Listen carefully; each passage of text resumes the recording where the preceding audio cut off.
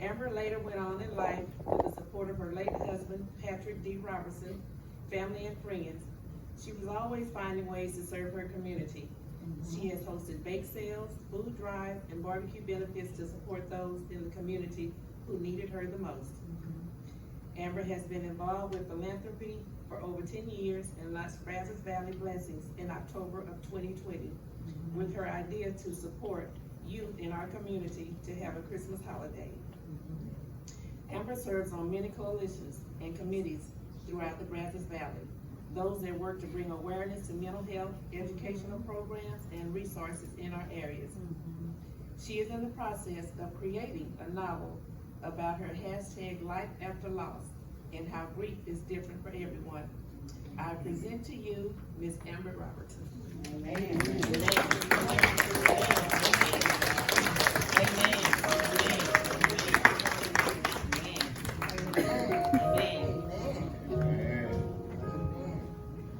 Good morning, everyone. Good morning.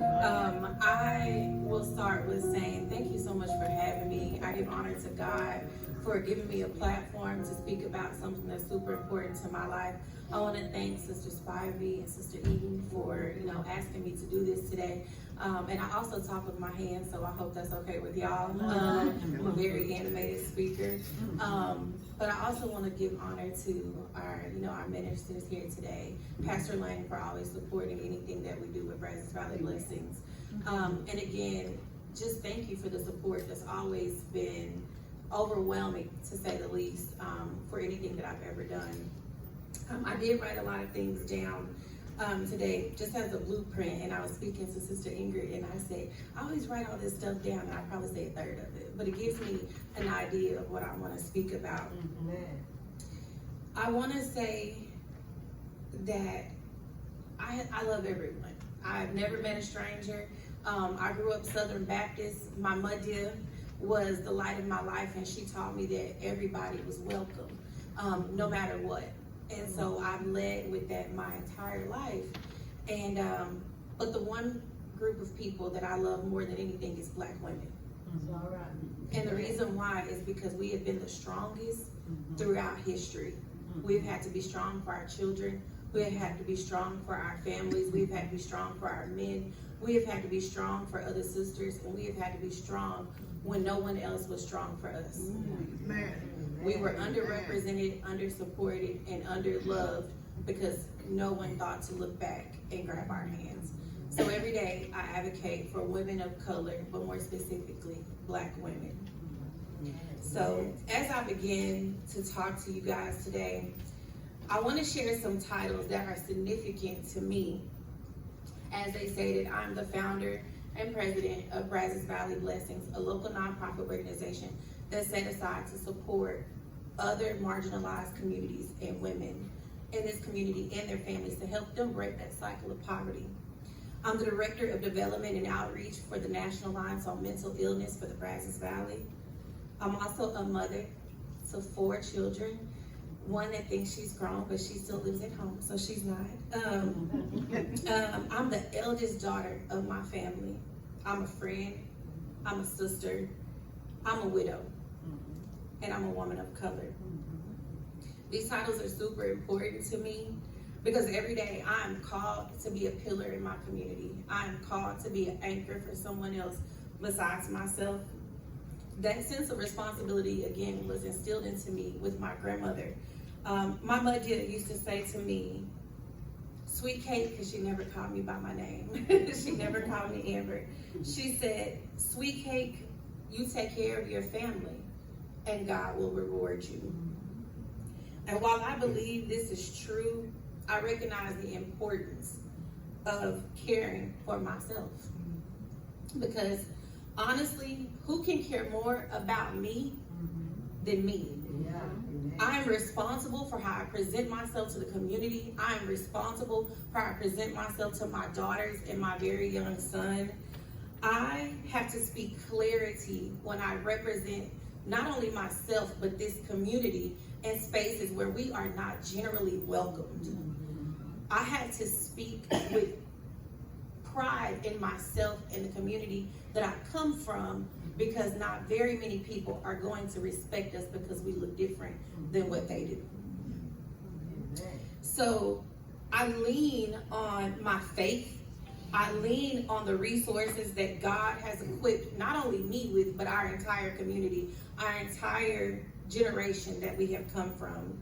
And I know that I cannot give from an empty cup. No matter how hard I try some days, I can't. And I have to take a moment to stop and step back and say, all right, Jesus, I need you. I have to. So if it's all right with y'all, I'd like to share some facts that might not be comfortable to hear, but I need to share them with you.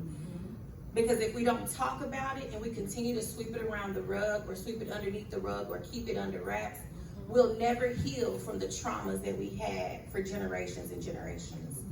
So keep an open mind, and please understand I come with no ill intent, but just to inform my people of something that I wish our generations before would have known. Did you know that 49% of Black women suffer from heart disease, the leading cause of death among us? Black women are twice as likely to have a stroke compared to other racial groups. We experience 60% higher cases of high blood pressure. Between 29 and 44% of Black women face postpartum depression, and with many not reporting their symptoms. And as of February 2024, 5 out of every 100,000 Black women complete life by suicide. And let's just take a moment to understand the severity of what that is. Because we continue to be the backbone of our community, yet we are the last ones to give to ourselves an ounce of grace. We continue to pour into our children, our relationships, our jobs, our passions, our friends, but yet we give ourselves the minimum, the complete bare minimum. And we feel guilty when we do it. We feel guilty because how many, and I can look around this room and say, how many times have you walked into Walmart? How many times have you walked into Best Buy? How many times have you filled that Amazon cart up with stuff for your kids, your grandkids, your parents, your spouse, and then you put your $12 pair of shoes in there and you take it out. You go into Walmart and you spend $300 on groceries, but feel guilty by stopping at Starbucks and getting you a coffee. But how many times have you done that as a mom, a wife, a leader of your family? We do that, right? But why are we selfish with ourselves and not selfish just a little bit with other people, right? I remember, and feel free to laugh at this, okay? Because I have to tell you that we no longer have to be the strongest ones. We come from a long lineage of women going back from slavery to the African tribes, to Jim Crow laws and all those things, having to be the strong ones, because we really did have to be the strongest ones in our community, right? But we are at a point in our lives and in our histories where we no longer have to be the strongest person. We're okay to lean upon somebody else. God gave us a village for a reason, right? That cycle of stress ends with us now. So shortly after my husband passed away unexpectedly in 2021, I remember sitting on my couch and my baby was about 7 months, and I was trying to just get him put down and rest a little bit, right? And my great aunt called my phone, and when she called, it didn't matter what was going on in my life, I was going to answer that phone, okay? I don't care if I was teaching a class, my aunt called, my Aunt Willie Mae, I was picking up the phone, and I lost her last year, so she was important to my life. She always told me, "Sweet Cake, I'm so proud of you. Sweet Cake, I seen you on the television. I'm so proud of you." And so when she called, I answered, and I said, "Yes, ma'am." And she said, "Sweet Cake, I heard Pat died." I said, "Yes, ma'am, he did." And she said, "Girl," and she had just lost her husband a year prior to that. And she said, "Girl, it's gonna be okay. So, Sweet Cake, I just want you to not get Bell's palsy, so don't stress." And I said, "Yes, ma'am." And I love you, Auntie, and then I hung up. And I didn't know what that was, y'all. I had no idea what that was. So I went to Uncle Google, and I Googled it, and as I called my big cousin, who was her granddaughter, and I said, do you know what your grandmother just said to me? But I heeded the advice because I understood her intent was well. Her intent was to love and care for me and be the village that I needed when I didn't know.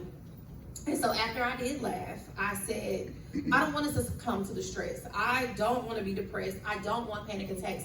I don't want to be a shell of a mother to 4 children that needed me. They had just lost one of their pillars. They just lost their father. So they couldn't lose their mother at the same time as well. So I did what I knew best to do. I leaned on my faith. I leaned on the tools that God had already placed in preparedness for this. Medical professionals.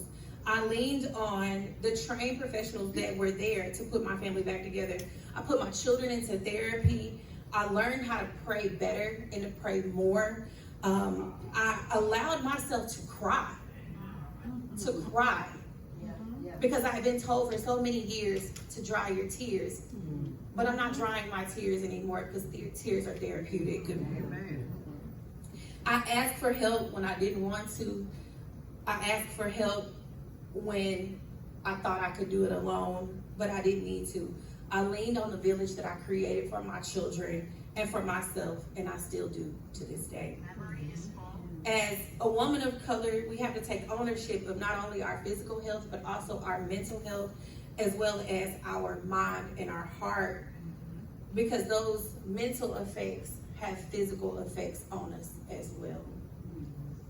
One of the very last conversations I had with my husband still plays in my mind, and I was really angry about a situation. His friends didn't visit him when he was in the hospital. His friends didn't come when he was in a coma.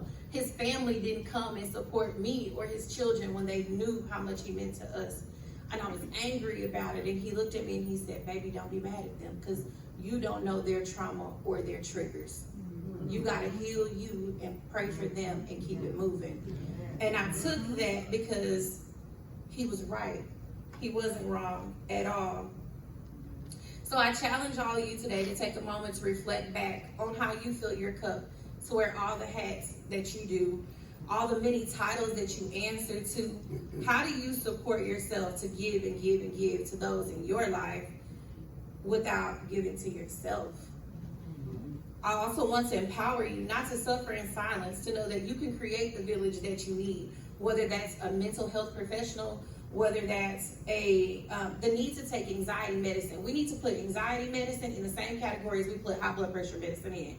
The same time you would take medicine for, chemo for cancer, you can take medicine for mental health illnesses because they are real.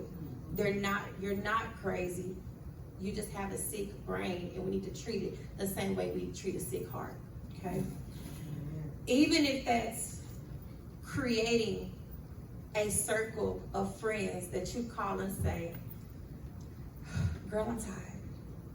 I'm tired. And you can take off your superwoman cape. You can take off that armor and put it to the side and just be vulnerable. And to say, I need you. I need a hug. I need a hug. I need somebody to love me because I loved myself out. And I need somebody to look at me and say, I love you and I see you. That's it. Because sometimes those words mean more than somebody saying, you did a good job. No. Make eye contact. Look at somebody and say, I see you. I love you. I respect you. And keep it moving, because you don't know how much those words empower the next woman to keep on going. The one thing I pray daily to never hear is that another Black woman has taken her life because she didn't know how to keep going. My entire life I've heard, pray it away. But one thing I can honestly tell you is that faith without work is what? Dead. So if God gave me and us and all of us the tools, why not use them? My faith tells me to call not only on Him for support, but those He put in place to not walk this journey alone.